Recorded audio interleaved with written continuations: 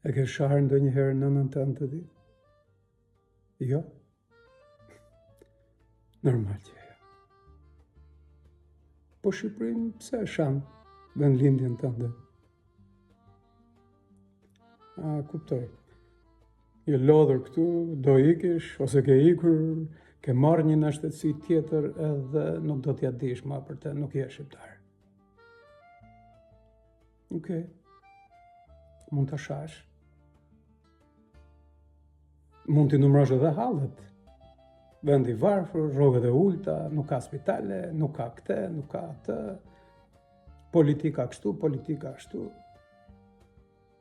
Që sipas kësaj logjike i bie që vendlindja jote, vendlindja jonë është politika. Nuk janë njerëzit. Nuk është vendi. Nuk janë prindrit e tu që i ke lënë këtu mbrapa. Kur shkon atje në vendin e huaj, pse ju thua atyre tuajve që nuk dim çfarë janë librat, nuk kemi universitete, vim nga shpella, kur në veriun e Amerikës kishte 200 metra akull, këtu, në vendlindjen tonë, kishte librari, kishte biblioteka, shëtite me karrocë. Thonë që mallkimi i nënës nuk zen. Edhe është e vërtet. As mallkimi i vendlindjes nuk zen. Edhe Arben Kodrën të filmi Arkitekti nuk e zuri mallkimi i vendit.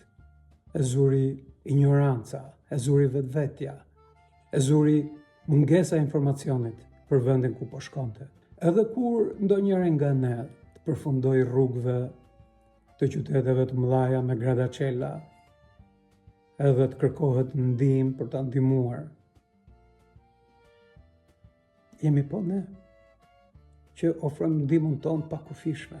Jemi ne që bëhemi copash, pa dallim kufish gjeografik, pa dallime politike, sepse atë dheu nuk janë politika.